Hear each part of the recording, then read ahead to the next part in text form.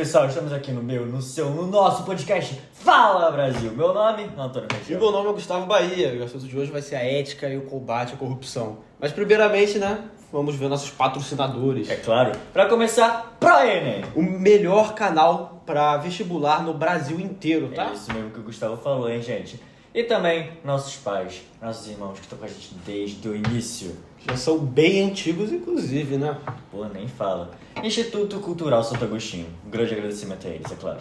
Mas daí, no direto ao assunto, nós estamos com a formada em filosofia e pós-graduada em ciências sociais, Nicole Voto. Oi, gente! Bom, primeiramente eu vou agradecer aos meninos pelo convite. Cara, o podcast de vocês é incrível, o trabalho de vocês é incrível, vocês chamam diversos profissionais, diversas áreas, isso, cara, facilita muito o entendimento e a compreensão do Brasil. Então, assim, muito obrigada pelo convite mesmo, o trabalho de vocês é incrível. Que isso, Nicole. A gente que agradece por ter uma profissional como você aqui no nosso podcast. Mas é um podcast, né, Gustavo? Então temos que ir nas perguntas. Exatamente, começar as perguntinhas. Pra começar, pergunta básica, né? Como a ética entrou na sua vida? Cara, assim, desde pequena eu sempre gostei, né, desse negócio de convivência social e aplicação das morais na sociedade, principalmente no Brasil, que é uma sociedade muito diversa, então existem várias opiniões diferentes do que é certo e do que é errado. Então, como a gente vai conciliar essas opiniões diferentes, esses pensamentos diferentes para viver numa sociedade harmônica? Então, assim, é um assunto meio complicado e meio sensível, mas acho que todo mundo devia saber um pouco sobre isso. É bem complicado mesmo e, também se relaciona bastante com a sociedade, Sim. né? Mas além disso, acho que tem a ver também um pouco com a carreira, assim. Sim, Como que certamente. isso afeta a vida profissional? Cara, por exemplo, os médicos, vocês conhecem a teoria da deontologia? Nunca ouvi É, falar. não eu já mesmo. imaginava. Bom, ela tem o objetivo, né? Os médicos têm o objetivo com essa teoria de sempre fazer o benefício ao paciente, então nunca violar os seus direitos, querendo mal ou algo do tipo. Outro exemplo são os jornalistas, que eles sempre têm que passar informações verídicas sobre o que eles estão falando. E não, por exemplo, que é uma atitude super antiética, espalhar as fake news, que, por exemplo, na nossa sociedade, infelizmente, é uma coisa que está ocorrendo muito. E um ponto principal, assim, desse tema de atitudes éticas ou antiéticas são os políticos. Que, por exemplo, o presidente, eles coordenam uma sociedade de mais de 210 milhões de habitantes. Então, assim, se eles têm alguma atitude imoral ou antiética, pode prejudicar uma minoria ou algum povo, enfim. Então, assim, agir de forma antiética, né, pode prejudicar muito sua vida pessoal, tanto profissional, porque pode acarretar no desemprego. Eu acho que ninguém quer isso pra vida, né? É sério, muito interessante isso que ela falou. É bem complicado mesmo. E também tem uma parte dos psicólogos, né? Que eles, falando da vida pessoal das pessoas, isso é um crime, né? Um Pois crime que é. acontece muito atualmente. É um crime que acontece direto, assim. Sim, Direto. infelizmente. Infelizmente. Mas tem uma pergunta ainda, que é relacionada à ética e às leis.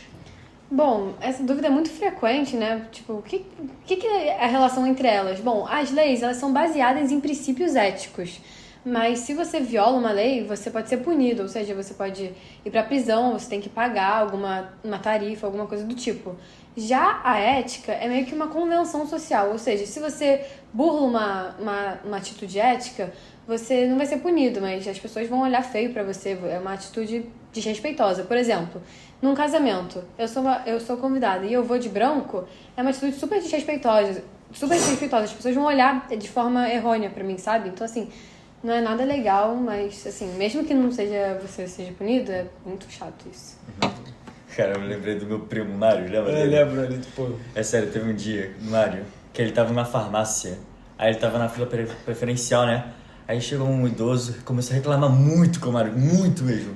Cara, foi muito engraçado esse dia. Cara, então, esse é um exemplo perfeito sobre, tipo, uma atitude antiética, embora seja muito engraçado, mas não é nada legal, né? Mas, enfim. Pois é, mas também você tinha mencionado antes os políticos e ética, assim. Como você acha que essa falta de ética leva à corrupção? Cara, assim, é uma coisa que no Brasil acontece muito. Vários políticos, eles cometem corrupção. Acho que vocês já viram diversos casos. Então, assim, essa falta de ética, de roubar, né? Porque geralmente os impostos das pessoas que vão para o governo, de sempre querer ter isso e abusar do poder, é uma forma que acontece muito no Brasil, infelizmente. Pois é, acontece bastante. E, como a sociedade pode evitar isso? Bom, acho que a forma principal seria pela votação, né? Porque você já tem uma índole do candidato que você quer ter. Um candidato que faça bem, que faça o que fala, né? Tipo, a proposta dele, e que não seja corrupto, né? Mas a maioria das vezes, aqui no Brasil, infelizmente, isso não existe. Então, assim, acho que pra mim a principal forma seria fortalecer umas leis de fiscalização para aumentar a transparência do poder público e saber onde a gente está se metendo, né, gente? Com certeza. E, além do dinheiro, qual é a motivação, mesmo sabendo da corrupção, dessas consequências? Cara, a principal motivação é a ganância.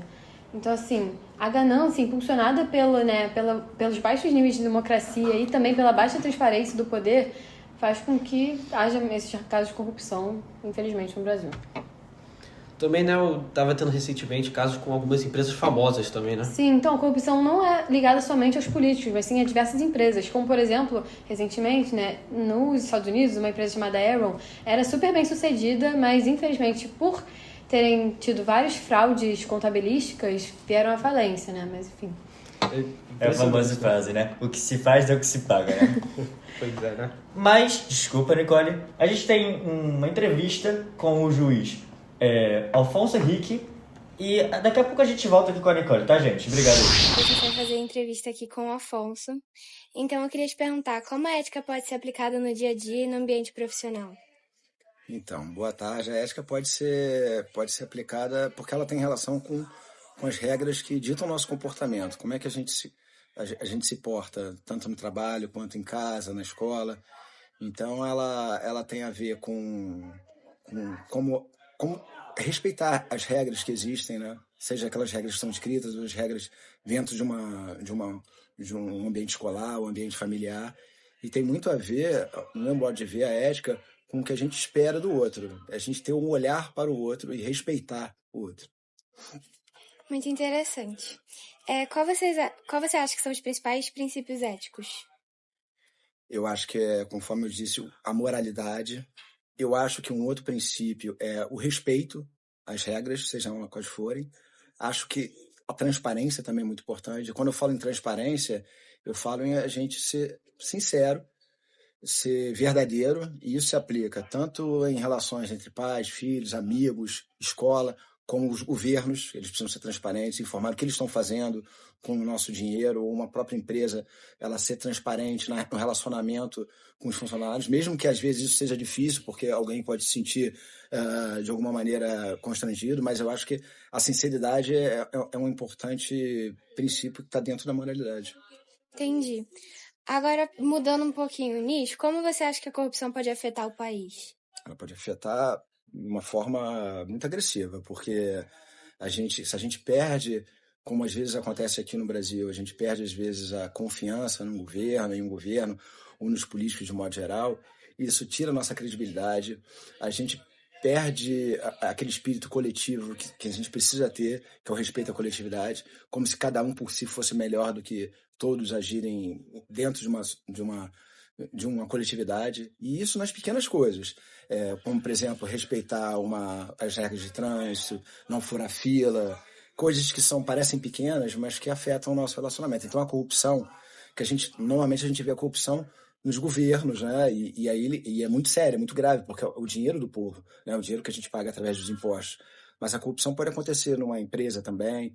Então, isso afeta a nossa credibilidade, a nossa crença na coletividade. Isso para mim, a corrupção é um dos piores problemas que o Brasil tem, na minha opinião. Entendi. Para finalizar, na sua opinião, o que a gente pode fazer para combater a corrupção? Eu acho que a gente tem que, em relação ao governo, a gente tem que sempre procurar participar muito, criar. Já existem essas entidades que buscam exigir mais transparência, mais respeito às regras pelos governos, mas a gente também tem que fazer a nossa parte. E aí tem a ver com, conforme eu falei, com pequenas coisas, com respeito à fila, com respeito aos sinais, a faixa, por exemplo, dos pedestres, o ciclista também respeitar os pedestres e todos respeitarem, cada um dentro do seu ambiente. Então, eu acho que, voltando à sua pergunta, eu acho que a gente pode fazer muito no dia a dia, né, nas relações, e também fiscalizando os governos. Às vezes não é fácil, eles escondem, mas a gente tem que exigir sempre muita transparência. Obrigada. De nada. Foi isso, gente. Agora vocês já podem voltar pro bate-papo com a Nicole. Voltamos com tudo, pessoal. Lógico, muito obrigado, Afonso, pela entrevista. Mas chegou a nossa hora, hein, Gustavo? Chegou a hora da nossa caixinha de perguntas. Nosso momento mais esperado por todos os nossos podcasts. Se você quiser participar do nosso podcast com suas perguntas, é simples. Só ver aqui embaixo, @falabrasil.cast. Como a gente tem uma pessoa tão especial hoje aqui como a Nicole, nós vamos fazer as perguntas de vocês para ela. Então, né, pra gente começar com a nossa caixinha, a gente vai com a pergunta da Gabriela. Ela disse o seguinte: como a corrupção pode ser amenizada em nosso país em que ela é tão enraizada? Oi, Gabriela, muito obrigada pela pergunta. Então, para mudar essa realidade, é preciso um esforço coletivo que é começado desde cedo com a educação. E com isso, a gente pode ter a maior valorização da ética e também da transparência governamental. E se isso chegar, né, a quase ser concretizado, a gente pode chegar a uma maior imparcialidade do sistema jurídico e também de instituições independentes. Espero que tenha respondido sua pergunta. Realmente, tudo hoje vem da educação dos valores desde quando a gente é pequeno, Sim. logo na nossa infância, não é mesmo? Temos aqui, ó, pergunta do Pedro de São Paulo. O Brasil inteiro assistindo o nosso podcast, né? Literalmente fala Brasil. Nicole, você acredita que a ética é possível no Brasil, considerando que a prioridade de muitos é o lucro e benefício próprio? Oi, Pedro. Muito importante pergunta. Então, mesmo essa realidade esteja muito distante da atual, é possível sim pela reeducação dos nossos princípios. Por exemplo, a gente deve priorizar, né, ter a maior valorização de serviços que estejam em detrimento do povo, né, das necessidades da comunidade, e não só da valorização de serviços próprios, né, de princípios pessoais. Então, assim, a gente tem que pensar numa sociedade como um todo, na comunidade. E um dos maiores problemas disso é que atualmente as pessoas querem entrar na área política para poderem lucrar, ou seja, entram como políticos como forma de lucrar, e assim elas priorizam, tiram proveitos pessoais das pessoas, né, da sociedade, dos impostos, em detrimento dos seus proveitos pessoais e deixando as necessidades do povo em segundo plano. Ou seja, isso condiz muito com um sociólogo brasileiro que eu gosto muito, que é o Raimundo Fauri. Vocês já ouviram falar nele, meninos? Nunca ouvi falar. Ele é muito renomado, enfim. Ele diz que o Estado ele prioriza os seus interesses próprios em detrimento da necessidade do povo. Então isso condiz muito com o que eu acabei de falar. E, enfim, espero que tenha respondido a sua pergunta. Nosso chat está concordando muito com você, Nicole. Só que a gente sabe que os políticos, visto que eles querem muito dinheiro e muito lucro, que nem você falou, né? Sim, tem exceções, né? Mas essa cultura tem no Brasil faz anos. Realmente, eu concordo com você. Mas agora a gente vai seguir com a pergunta da Mariane, de Goiás, que ela tá falando bastante no nosso chat. Né? Nossa senhora. Não para de falar. Ela perguntou o seguinte: Nicole, qual o papel de nós cidadãos no combate à corrupção? Bom, geralmente todos culpam a política pelos erros da sociedade. Então, se há algo de errado, é sempre culpa da política. E a maioria dessas pessoas, elas não fazem nada para ajudar essa situação. Então, assim, elas não se educam sobre os direitos e como funciona o sistema judiciário. Então, assim, essa ignorância é que contribui para essa corrupção. Então, assim, se as pessoas começarem a se educar e querer entender mais como funciona, como são os seus direitos e como funciona o sistema judiciário, talvez isso mude, mas é isso. Realmente ótimas dicas, Nicole. Mas eu queria saber como a gente faz para combater essas atitudes antiéticas. Bom, o ideal mesmo é denunciar essas atitudes antiéticas. Ou seja, se você vê alguma coisa, né, um princípio imoral acontecendo, você tem que falar, você tem que se pronunciar, né, você tem que denunciar isso e também participar de movimentos que sejam a favor da construção de um país mais justo e também dos seus direitos. Realmente, Nicole, não só eu concordo com você, como o nosso chat inteiro não para de comentar aqui.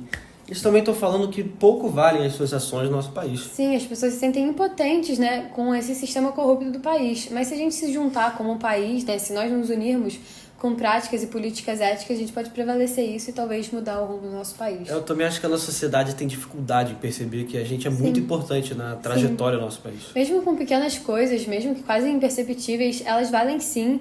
E se a gente juntar cada pequena ação, a gente pode mudar o rumo. Infelizmente, a gente chegou ao nosso horário. Muito obrigado, Nicole, por participar, mas você tem alguma última coisa para falar? Bom, eu não queria deixar passar batido, que é uma frase, né, um conceito de um dos filósofos mais conhecidos e renomados, Aristóteles, um dos mais clássicos. Bom, que ele diz que a intenção da ética e de suas práticas é conduzir o homem ao sumo bem. O que é o sumo bem? É a eudaimonia. E o que é a eudaimonia? Bom, a eudaimonia é o aprimoramento das suas virtudes a fim de ter a felicidade. Então, assim, só como legado mesmo, sempre pratiquem o bem e virtudes morais e ética. Com certeza.